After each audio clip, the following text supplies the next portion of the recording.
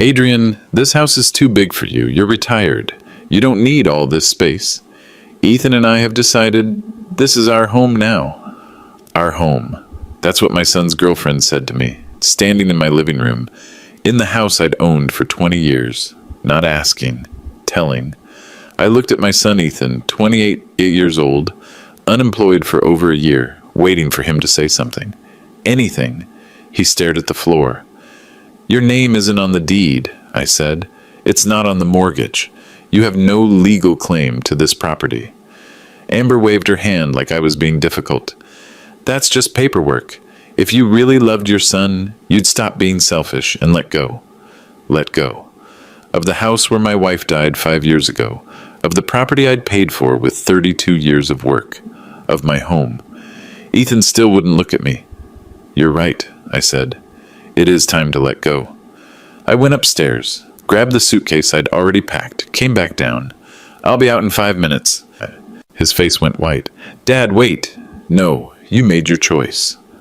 I walked out of 892 Oak Street, Riverside County, California, worth $45,000, got in my car, drove to a motel, and then I stopped paying the mortgage. That was March 8th. By June 7th, I owned that house again. And they were both out on the street with an eviction notice. Here's what they didn't know. I'd refinanced 6 months earlier, pulled out cash, lowered what I owed the bank to $365,000. Here's what they didn't understand. When you stop paying a mortgage in California, the bank forecloses in 90 days. The house goes to public auction. Courthouse steps. Highest bidder wins, and anyone can bid at a foreclosure auction, including the guy whose name was on the original deed. They thought they'd won when I walked out that door. They had no idea they were sitting in a house that was about to be sold out from under them, with me holding the winning bid. This story has 2 felonies, 1 fake pregnancy, and $52,000 in damages they didn't think I'd document. Stick around. And when this is over, drop your state in the comments. Because if this can happen in California, you need to know what's possible where you live. Let me back up. You need to understand how we got here. My name is Adrian Wilkinson, 58 years old. I spent 32 years as an electrical engineer at Meridian Electric Company. Good job, solid pension, the kind of career you don't hear about much anymore. I bought that house in 2003. 3 bedrooms, 2 baths, quiet neighborhood. It was supposed to be where my wife Sarah and I would grow old together. Sarah died 5 years ago. Breast cancer. Stage 4 by the time they caught it. She fought for 18 months, and I was there for every appointment, every treatment, every moment. When she passed, something in me broke. And something in Ethan broke too. He was 23 when his mom died. He'd been doing okay up until then. Computer science major at UC Riverside, decent grades, good friends. But after Sarah was gone, he just gave up. Dropped out his junior year, moved back home. Said he needed time to figure things out. I let him stay. Of course I did. He was grieving. I was grieving. We were supposed to help each other through it. But 5 years later, he was still there. Still figuring it out. Still unemployed. Still living in his childhood bedroom. Still treating the house like a hotel. I supported him. I really did. Paid his credit card bills when he got in trouble. $18,600 worth over the years. Bought him a car when his broke down. Never asked for rent. Never asked him to contribute. I thought I was being a good father. I thought I was honoring Sarah's memory by taking care of our son. Sarah used to say, love doesn't mean doing everything for someone. It means teaching them to do it themselves. I didn't understand that until it was too late. 4 months ago, Ethan brought Amber home. Aspiring lifestyle influencer, he called her. 852 followers on Instagram. She'd been working odd jobs, bottle service at clubs, retail, driving for Uber Eats. She was beautiful, I'll give her that. And she knew exactly how to work Ethan. Within 2 weeks, she'd moved in. I didn't invite her. I came home one day and her stuff was just there. Clothes in the closet, makeup in the bathroom, her name on my Wi-Fi network. I tried to talk to Ethan about it. Son, don't you think this is moving fast? Dad, I love her. She makes me happy. Isn't that what matters? Of course. But maybe she should have her own place. You just don't want me to be happy. You want me to be alone like you. That stung, but I backed off. I didn't want to push him away. Big mistake. Within a month, Amber was redecorating, throwing out Sarah's things, pictures, books, the quilt she'd made. I came home one day and found it all in garbage bags in the garage. We're making this place our own, Amber explained. You can't live in the past forever, Adrian. I wanted to explode. Instead, I said, those were my wife's things. Were, she emphasized. Past tense. Ethan just stood there, silent. I started noticing other things. Amber asking Ethan to add her name to Bill's. We need to establish residency, she told him. Amber scrolling through real estate websites, calculating home values. Amber making comments about how much the house was worth. $485,000? She'd looked it up. I mentioned it to my friend Tom. We'd worked together for years, both retired around the same time. He said, Adrian, you need to set boundaries. This girl is playing a game and Ethan's the ball. He's my son, I said. I can't just kick him out. You don't have to kick him out, but you need to stop letting them walk all over you. I thought about it. I really did. But every time I considered confronting them, I thought about Sarah. What would she say? What would she want? And then came that Friday, the declaration. This is our home now. I made some financial moves after Sarah died. Smart moves, money management, investments, restructuring assets. Nothing fancy, just the kind of thing you do when you realize you're on your own and need to be strategic.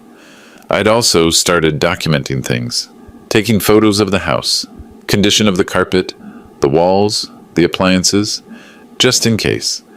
You never know when you'll need proof of how things were. After I walked out that door, I drove to the Extended Stay America on Highway 91, room 237, $890 a week. That's what my dignity cost at that moment. I sat on the bed, thin mattress, water-stained ceiling, and I thought, I have two choices here. I can keep enabling him, keep being the father who gives and gives until there's nothing left. Or I can teach him the hardest lesson of his life. I chose the lesson. Monday morning, I called Margaret Sullivan. Margaret's a real estate attorney. 55, sharp as a knife, with a reputation for winning cases nobody else would touch. I knew her through the union. She'd handled some property disputes for guys at Meridian Electric over the years. Adrian Wilkinson, she said when she picked up. I haven't heard from you since Sarah's estate. How are you holding up? I need legal advice, and I need you to understand that what I'm about to ask is going to sound crazy. I specialize in crazy. What's going on? I told her. The girlfriend, the ultimatum, the fact that I'd walked out of my own house. When was your last mortgage payment? She asked. February 15th. It's now March 8th. I stopped paying 3 weeks ago. There was a pause. Then, you're already in motion. That's good. California requires 90 days for foreclosure. By early June, that house goes to auction unless you catch up the payments. I don't want to catch up the payments. Another pause, longer this time. Adrian, I need to ask you this directly. Are you prepared to lose your son over a house? I looked out the motel window, parking lot, strip mall across the street. This wasn't where I thought I'd be at 58. Margaret, I already lost my son. He's been gone since the day he chose her over basic respect. This isn't about the house. It's about teaching him that actions have consequences. Then we need to talk strategy. Can you come to my office tomorrow, 2 p.m.? I'll be there. I spent the rest of that day thinking, calculating, planning. The house was worth $485,000. But what did I actually owe on it? And what were my options? Tuesday at 2 p.m., I sat in Margaret's office. Glass desk, leather chairs, walls lined with legal books nobody probably ever reads anymore. She slid a yellow pad across the desk. Let's talk foreclosure mechanics. In California, it's a 90-day process, minimum. Notice of default gets sent 30 days after your first missed payment. You're already at that point. The bank sends you the NODI, notice of default, giving you 90 days to cure the debt, or they sell the house. Can they just sell it to anyone? It goes to public auction, courthouse steps, highest bidder wins, usually opens at the mortgage balance, whatever you owe the bank. And what if I wanted to buy it back? She looked up. Perfectly legal. Everyone can bid at a foreclosure auction. You just need to show up with certified funds. How much would that take? Depends on what you owe. Adrian, when did you last refinance? I smiled. First time in days. March of last year, 15 months ago. She sat back. Tell me. I pulled out $120,000 in cash, put it in a trust account at First Republic Bank. My new mortgage balance is $365,000, not $485. I've been paying $3,180 a month instead of the old $2,280. Margaret actually laughed. You planned this. Not this exactly, but after Sarah died, I realized I needed to be smarter with money, more strategic. The cash out gave me options. Safety net. Adrian, do you know what this means? If the house goes to auction, it opens at $365,000. Market value is $485,000. You're looking at $120,000 in equity just sitting there. And if I'm the winning bidder, you buy your own house back at a discount, you own it free and clear, minus whatever you borrow to buy it, and they become trespassers, legal squatters. You can evict them with a sheriff's notice. I let that sink in. What's your retainer? For this, $8,500.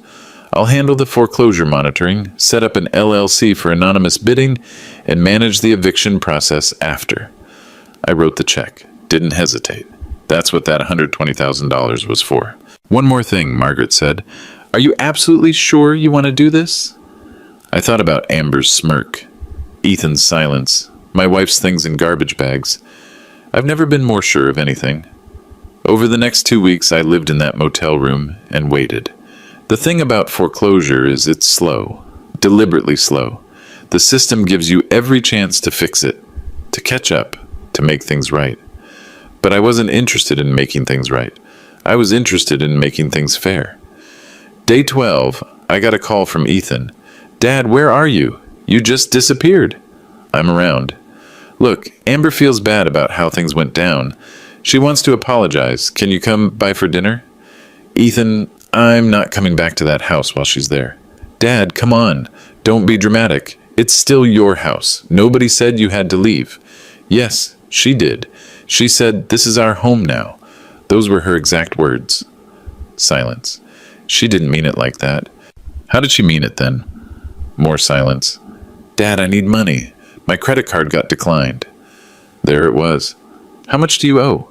Like $6,000. But I'm getting a job soon. I just need a... No. What? I'm not paying your credit card anymore, Ethan. You're 28 years old. You need to figure this out yourself. Are you serious? You're really going to do this to me? After everything? After everything? Ethan, I've supported you for 5 years. I've paid your bills, bought your food, given you a free place to live. And how do I get repaid? By being told to get out of my own house. Amber said, I don't care what Amber said. What do you say? Do you think it was okay to tell your father to leave? Long pause. I just want you both to get along. That's not an answer. He hung up. I sat there staring at the phone. Part of me wanted to call him back, to fix it, to be the dad who makes everything okay. But that's what I'd been doing for 5 years. And look where it got me. That night I couldn't sleep. I kept thinking about what Margaret had said. The refinance. The $120,000. The timing. Here's what nobody knew. I didn't just randomly decide to refinance the house. I did it because 6 months before Amber showed up, Tom had warned me. Your son's headed down a bad road, Adrian. He's entitled. He thinks the world owes him something, and one day someone's going to take advantage of that. So I refinanced, pulled out cash, put it somewhere safe. Not because I knew this exact scenario would happen, but because I knew something would happen eventually. Engineers think in terms of contingencies. What if the system fails? What's your backup plan? My backup plan was $120,000 in a trust account and a mortgage balance low enough that I could, theoretically, buy back my own house if it came to that. And now, here we were. Day 18, the notice of default arrived. Wells Fargo, certified mail, thick in envelope. I was technically supposed to still receive mail at 892 Oak Street, but I'd filed a forwarding order to the motel. Notice of default and election to sell under deed of trust, it read in bold letters. You are in default under a deed of trust dated November 4th, 2003. Unless you take action to protect your property, it may be sold at a public sale. The document listed my debt, $365,000 principal, plus late fees, plus interest. Total amount to cure, $367,850. I wasn't going to cure it. The notice gave me 90 days. Auction date, June 7th. Courthouse steps, 10:00 a.m. I called Margaret. I got the nadi. Good. That means we're on track. The next step is the notice of trustee sale. That'll come around day 65. That's when it becomes public record. Anyone can look it up and see the auction date. Will Ethan and Amber know? Eventually. They're living there, so they'll get copies of the notices too. But here's the thing. Most people in foreclosure think they can fix it. They think something will happen, someone will help them. They don't actually believe they'll lose the house until the sheriff shows up. You think they'll try to pay the mortgage themselves? Can they? I thought about that. Ethan had no job. Amber worked part-time at best. Neither had good credit. I knew that because Ethan had asked me to co-sign for a car loan last year and I'd seen his credit report. 580 score, multiple collections. No, I said. They can't afford it. Then they'll sit there thinking you're going to come back and fix it. Or they'll think the bank will work out a deal. They won't act until it's too late. And that's when we move. That's when we move. I hung up and opened my laptop. Looked at the calendar. June 7th was 80 days away. Ethan thought he'd won when I walked out that door. He thought I'd given up. He thought the house was his. He didn't know the house was already a ticking time bomb. Day 14, I hired Derek Moss. Derek's a private investigator. 62, ex-cop, been doing PI work for 20 years. I found him through Margaret. She uses him for background checks on witnesses, document verification, that kind of thing. I need you to look into someone, I told him. We were sitting in his office, which was really just a desk and a shared workspace above a print shop. My son's girlfriend, name's Amber Hayes, age 26. I need to know who she really is. What are you looking for specifically? Criminal record, past addresses, employment history, anything that tells me if she's done this before. Derek opened a new file on his computer. Done what before? Targeted someone with assets. He nodded slowly. Okay. This'll take me a week, maybe 2. My rate is $125 an hour plus expenses. I'm estimating 20 hours total. Call it $3,200. I wrote another check. One more thing, I said. I need documentation of the property. I left some things in good condition. Carpet, walls, appliances. I want before and after photos. You think they're trashing the place? I think Amber's the type who destroys things when she doesn't get her way. I'll need to coordinate with someone who has access to photograph before. I'll handle that. My friend Paul's a contractor. He took photos the day I moved out. We were supposed to do work on the deck. He documented everything just as standard practice. Good. Then I'll work on getting updated photos once we establish a probable cause for a civil complaint. 11 days later, Derek called. You're going to want to sit down for this. We met at a coffee shop. He slid a manila folder across the table. Amber Marie Hayes, born September 12, 1997 in San Bernardino. 2 criminal charges on record. First one, retail theft. 2019 Riverside County. Pleaded guilty, paid restitution, case closed. Second one, check fraud. 21, Maricopa County, Arizona. Charges dismissed on a technicality, but the victim's statement is in the file. Tell me about the victim. Michael Torres, Mesa, Arizona, says Amber was his girlfriend for 6 months. During that time, she gained access to his checkbook and forged 6 checks totaling $23,600. He didn't discover it until his account was overdrawn. By the time he filed charges, she'd left the state. DA dropped the case because of jurisdictional issues and lack of evidence. She destroyed the physical checks. I felt something cold settle in my stomach. So she's done this before. Gets better, or worse, depending on your perspective. I found 3 previous addresses across 2 states, 2 evictions, both for non-payment of rent. Credit score is 580, multiple collections, unpaid utilities. She's not just a bad girlfriend, Adrian, she's a professional. A professional what? I'd call it financial parasitism. She finds someone with resources, moves in fast, establishes residency, then either manipulates them into giving her access to assets or sets up a scenario where she can claim legal standing. In Arizona, it looks like she was trying to establish common law marriage rights to Torres's house. Did it work? He kicked her out before she could establish the timeline. Common law in Arizona requires continuous cohabitation. She was 3 months short. I stared at the folder. 852 Instagram followers, aspiring influencer. None of it was real. She was hunting. There's more, Derek said. I pulled utility bills for your address. Guess whose name got added to the SoCal Edison account in December? Hers. Yep, and the water district bill in January, both with signatures authorizing the change. I never authorized that. I know, I compared the signatures. They don't match your handwriting. I pulled samples from your DMV records and bank documents. These signatures on the utility bills, someone forged them. Ethan. That would be my guess. And here's the thing, Adrian. Forgery in California is a felony. Penal Code 470. If you press charges, your son is looking at up to 3 years in state prison. I sat back. The coffee shop noise seemed distant, muted. How solid is the evidence? Solid enough that I'd bet my license on it. Margaret would need to confirm, but if she brings in a handwriting expert, this is going to hold up. Let me think about it. That night in the motel room, I spread out Derek's report. Photos of Amber from social media, nightclubs, beaches, always posing, always performing. Screenshots of Michael Torres's victim statement. She told me she loved me. She told me we were building a future, and then she robbed me blind. Criminal records, eviction notices, credit reports showing a pattern of destruction. This wasn't just about entitlement. This wasn't just about Ethan making bad choices. This was organized, calculated. Amber had targeted my son, and by extension, me, knowing exactly what she wanted. That house. I called Tom. I need to talk. We met at a diner. I showed him the folder. He read through it slowly, his expression darkening. Jesus, Adrian, this girl is dangerous. I know. What are you going to do?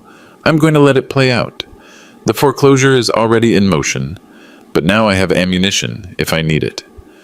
What about Ethan? Does he know what she is? I don't think so. I think he's a mark, just like Torres was. Are you going to tell him? Would he believe me? Tom pushed the folder back. Probably not. Not until it's too late. Then I'll wait until it's too late. The criminal record wasn't even the worst thing Derek found.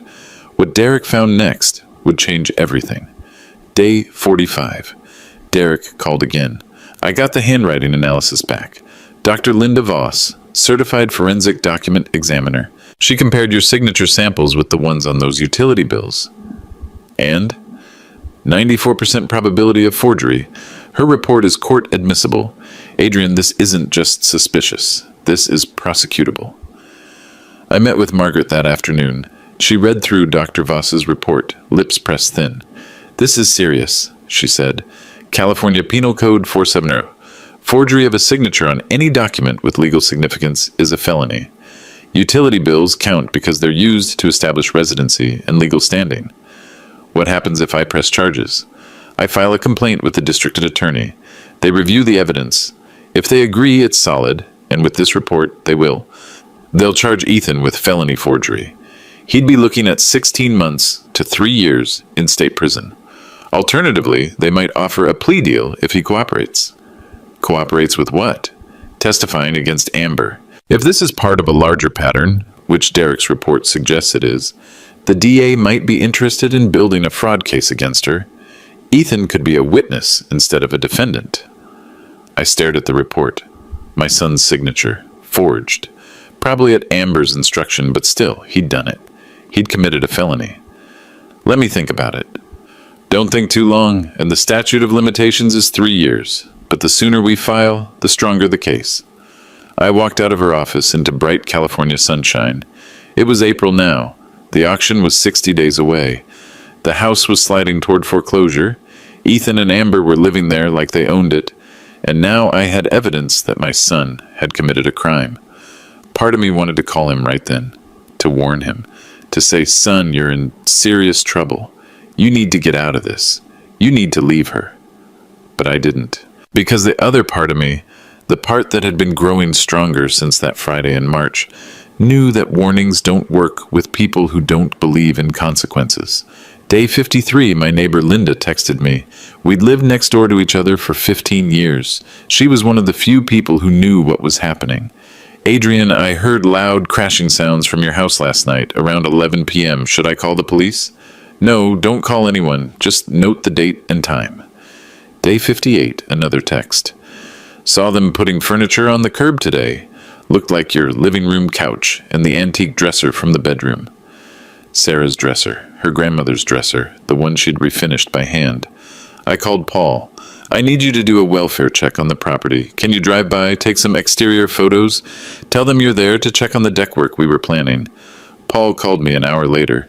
"Adrian, I don't know how to tell you this. The place is trashed.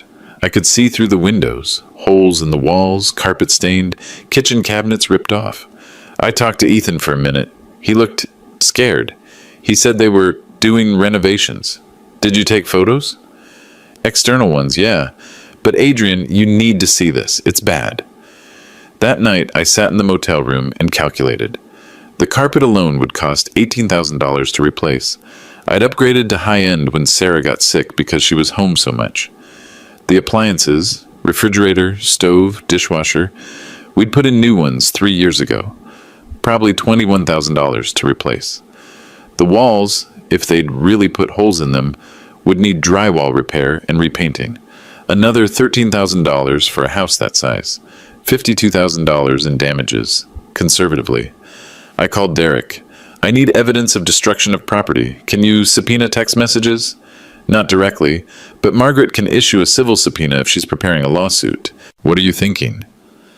"I'm thinking they're not just squatting, they're vandalizing, and I want proof that it's intentional." 3 days later, Derek had what we needed. Text messages from Amber to a friend, obtained through Margaret's civil discovery subpoena. "This old man thinks he can just leave?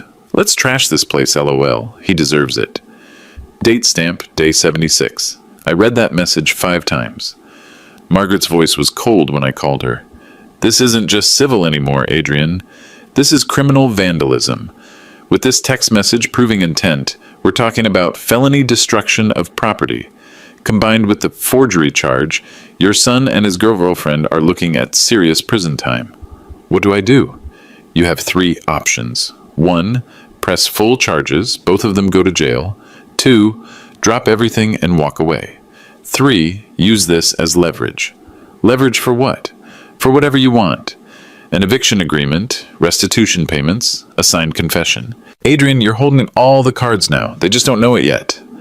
I thought about Ethan, 28 years old, facing felony charges, his whole life derailed because he'd fallen for a predator.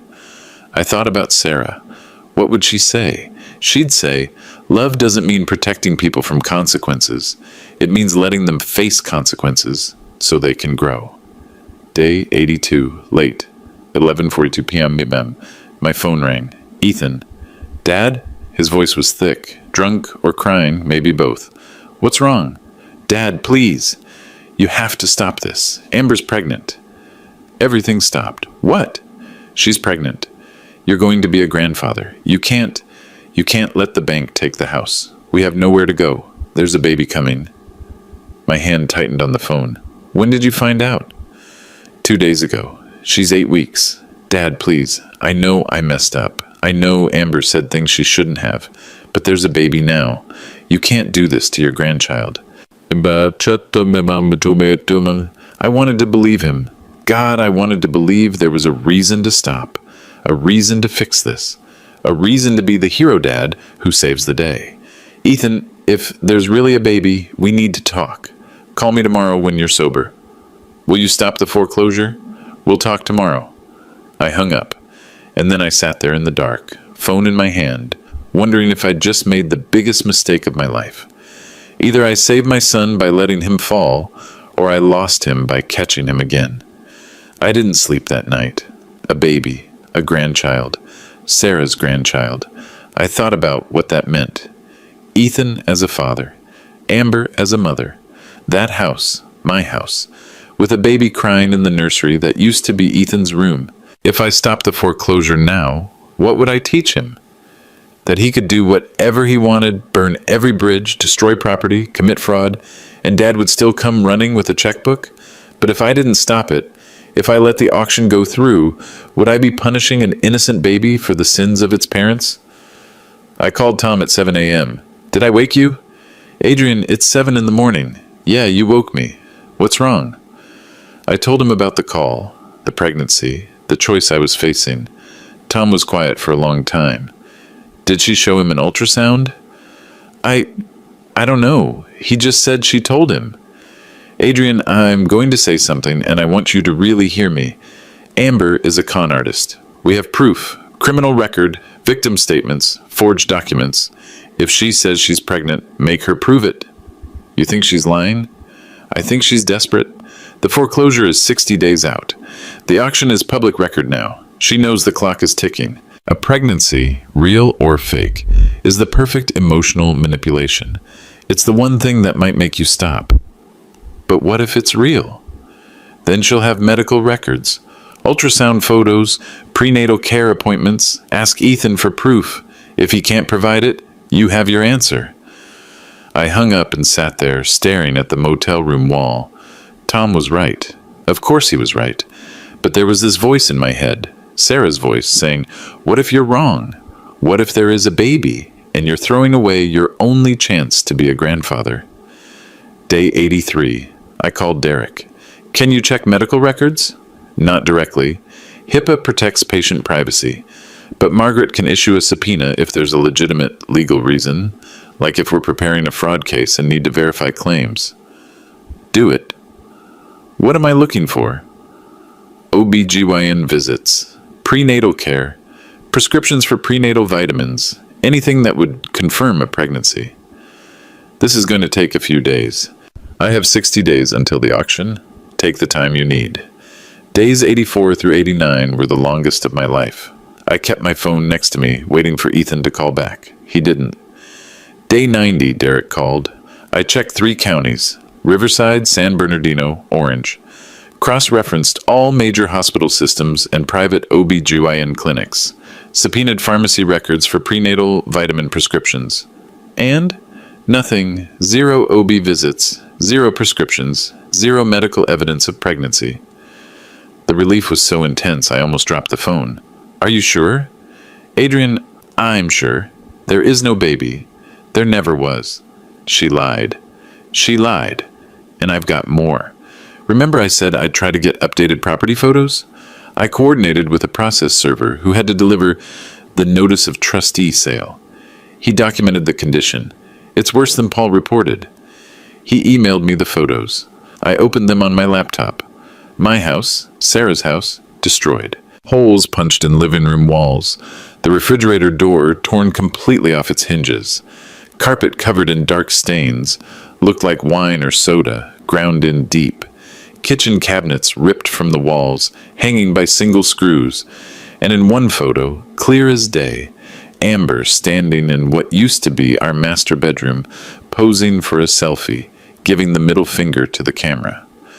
I forwarded the photos to Margaret. She called 5 minutes later. Adrian, this is beyond vandalism. This is malicious destruction of property. With the text messages we already have, this is a slam dunk criminal case. And I've got more news. That notice of trustee sale that got delivered? It's public record now.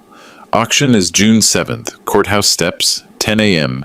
Opening bid will be $365,000. I want to be there. You can't bid in your own name. It'll tip them off. Then we use the LLC.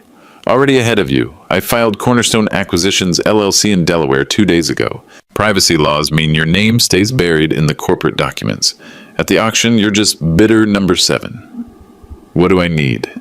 Certified funds, cashier's check, I'm estimating you'll need $310,000 to win. That's below the mortgage balance, which seems weird. But foreclosure auctions are unpredictable. Sometimes nobody bids. Sometimes you get lucky. And if I win, you get the trustee's deed immediately. You own the house, and they become trespassers. I file for eviction, the sheriff serves a 10-day notice, and if they don't leave, the sheriff physically removes them. I thought about Ethan in handcuffs, Amber screaming, my son homeless. Margaret, before we get to that point, can we offer a deal? Can we offer Ethan a way out? What kind of deal? Drop the felony charges if he cooperates.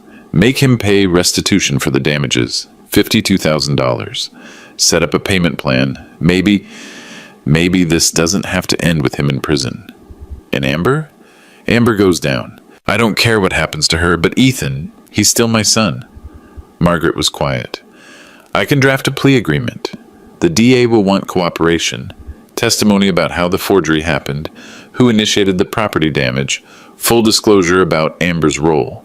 If Ethan signs it, we can probably get the felony reduced to a misdemeanor with probation and restitution. Do it.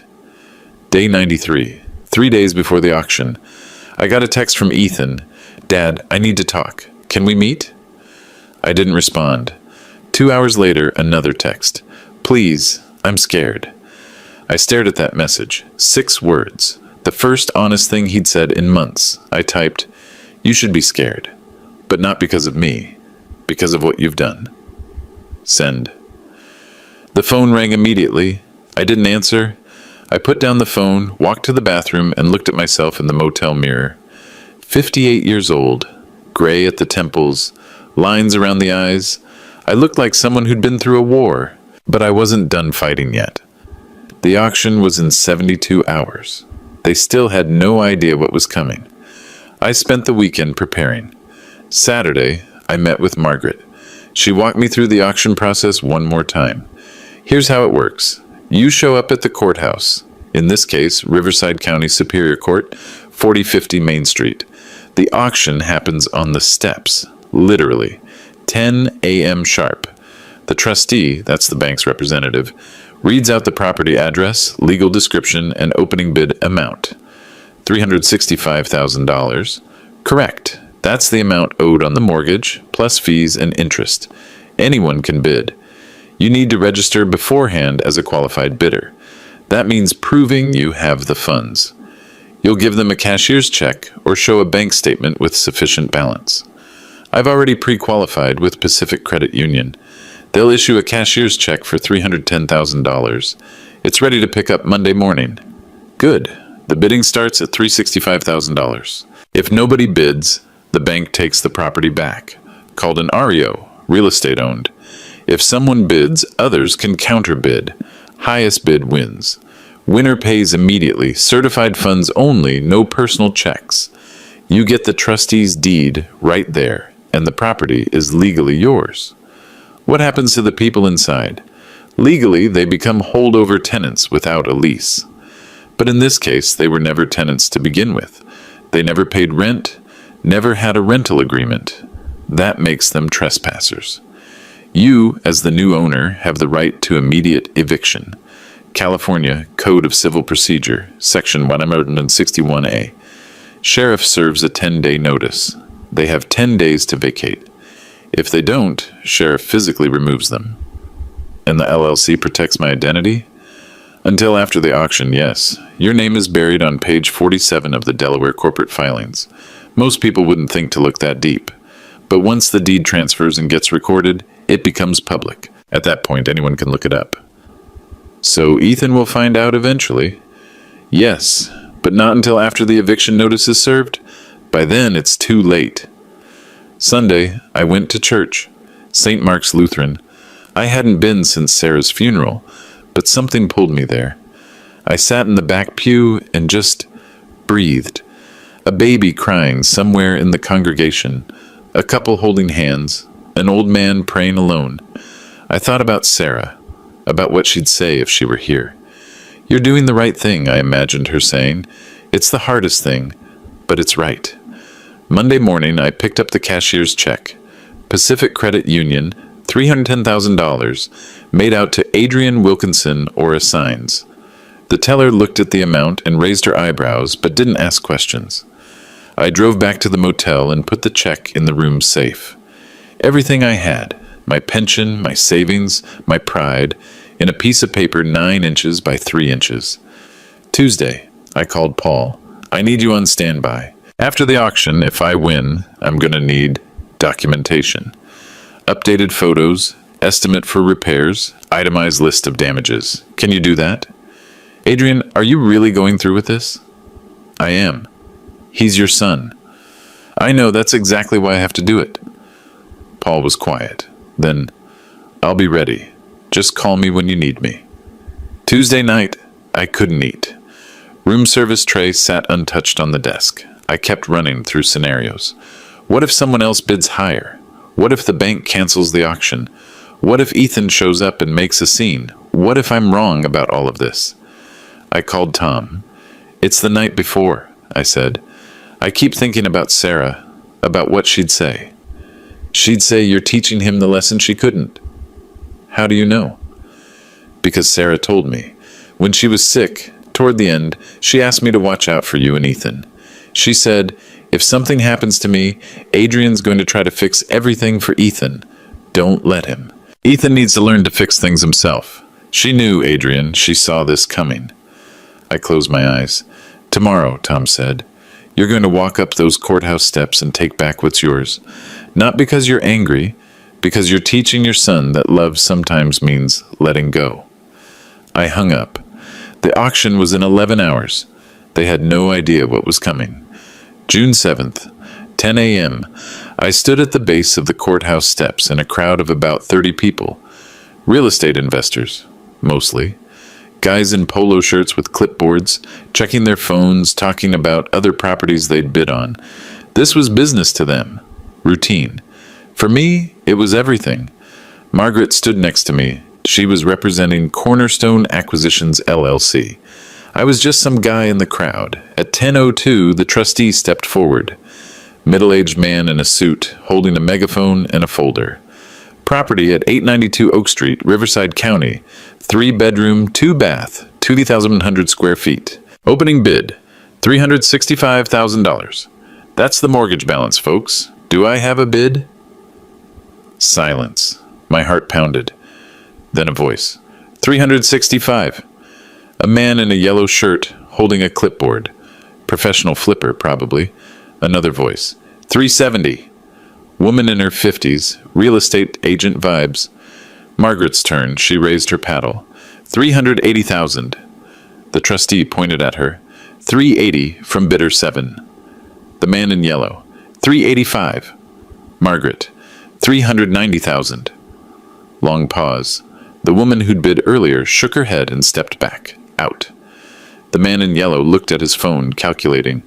395. Margaret looked at me. I nodded. 400,000, she said. The man hesitated, looked at his phone again, shook his head. I'm out. The trustee scanned the crowd. 400,000 going once. Silence. Going twice. I held my breath. Sold to bidder number 7 for $400,000. Wait, 400? We were supposed to go lower. I looked at Margaret, confused. She whispered, 2 more bidders jumped in at the end. Had to secure it. The trustee approached. Cashier's check or wire transfer? Margaret handed over the check I'd given her that morning. Not $310,000. $400,000. She'd gotten approval for a higher amount just in case. The trustee processed the payment. 2 minutes later, he handed Margaret a document. Trustee's deed. Congratulations. Property is yours. Margaret handed me the deed. My name, buried in the LLC paperwork, but legally, undeniably, mine. I owned 892 Oak Street again.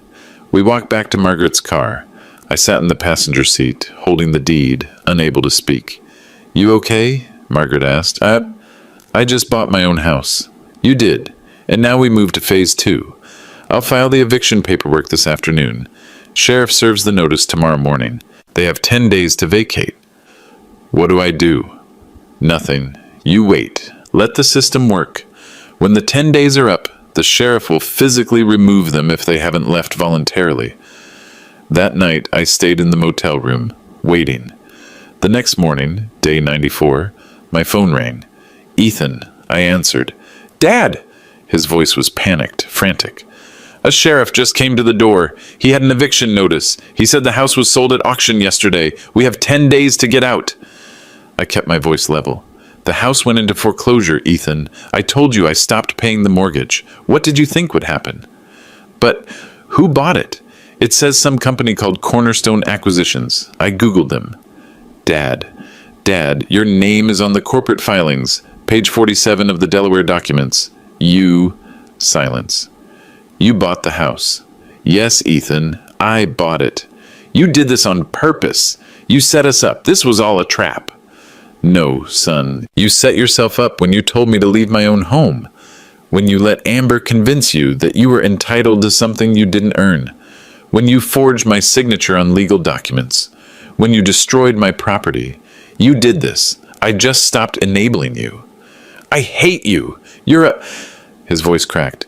Dad, please, don't do this. We'll fix things. Amber will apologize. I'll get a job. I'll pay you back. Please.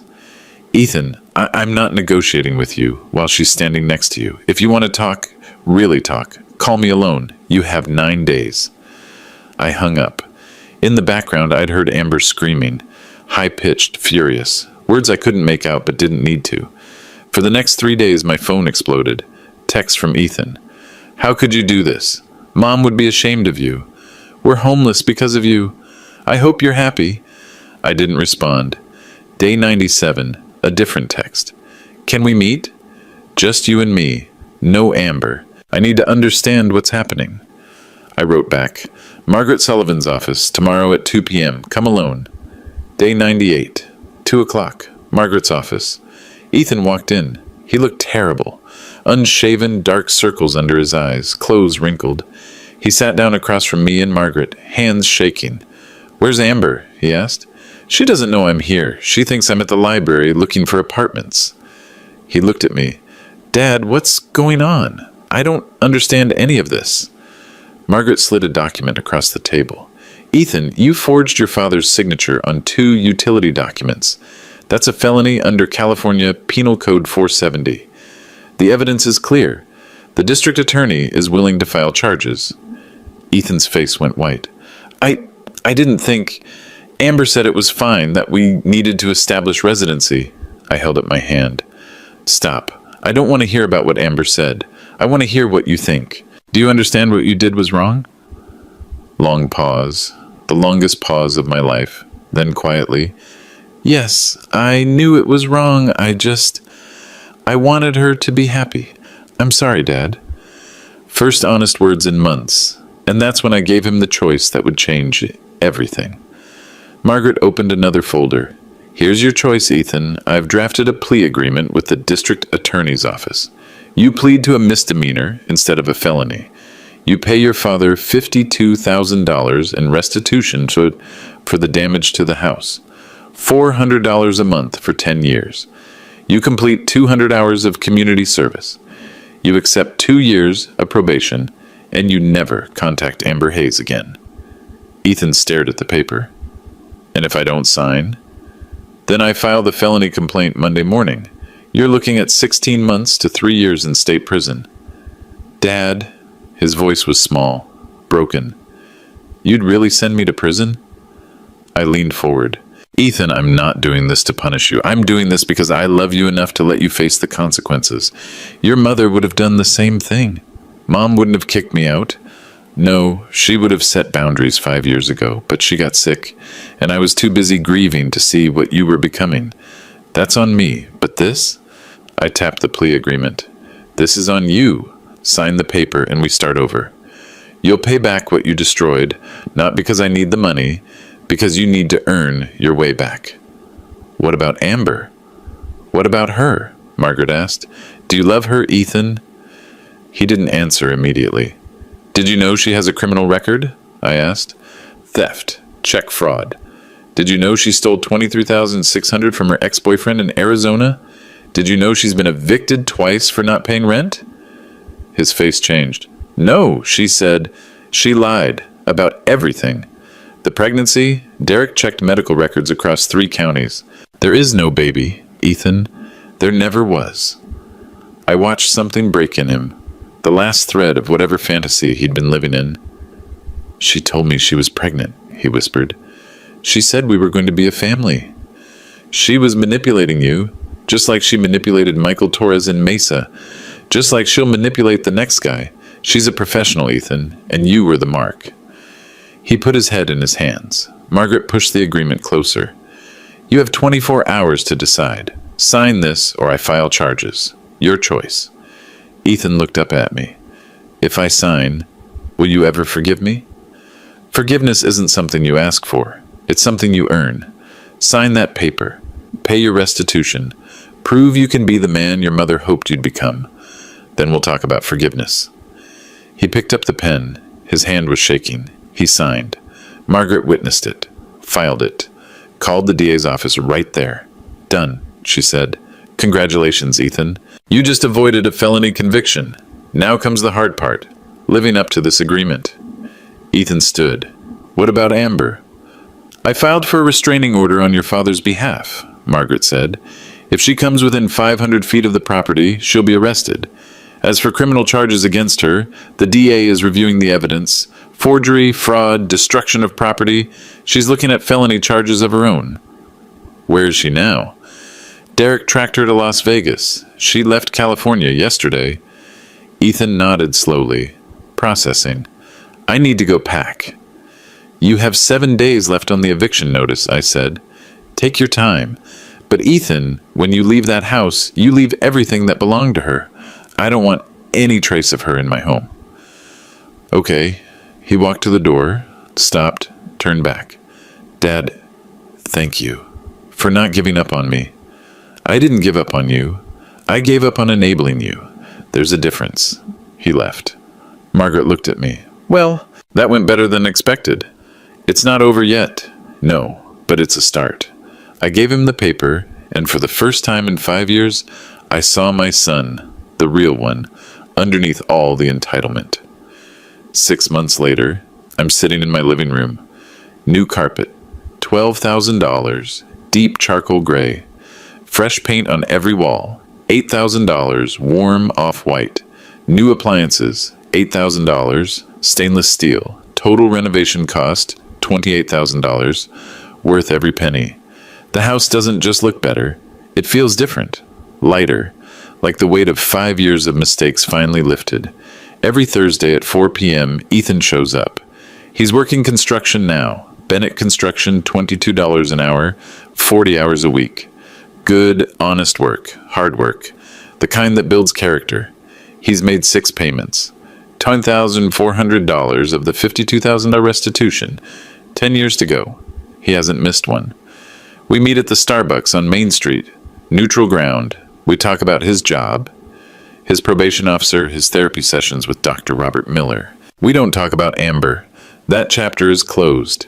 He completed 85 hours of community service so far. Habitat for humanity. Building houses for people who can't afford them.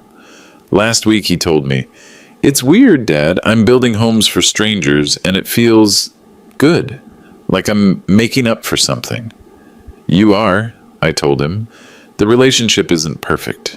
It's careful. Boundaried. We're rebuilding trust the way you rebuild a house. One piece at a time, checking the foundation at every step. But it's real. More real than it's been in 5 years. I volunteer now. Tuesday nights, St. Mark's Lutheran, Widowers Support Group. 12 guys, all ages, all dealing with loss. I share my stories sometimes. Not the whole story, just the parts about grief, boundaries, and learning to let go of control. And I'm back to woodworking, Sarah's old hobby that I took up after she died and then abandoned. I've built 3 pieces of furniture in the last month. Donated them to a charity that helps families in transition. Seems fitting. Some people say I was too harsh, that I should have just talked to Ethan, set boundaries with words instead of legal action. But here's what I know. Talk is cheap. Consequences are expensive. And sometimes the most loving thing you can do is let someone pay the price for their choices. The son who shows up every Thursday? The one who works 40 hours a week and pays his restitution and goes to therapy? That's the man his mother would be proud of. If you've set boundaries with family and wondered if you did the right thing, drop your story in the comments. Tell me what state you're in. Because property laws are wild, and we're all just trying to figure out this mess called life. And if you're a single guy with assets in Nevada, watch out. Amber's still out there, but she's not my problem anymore. And Ethan? He's not my problem either. He's my son. And there's a difference.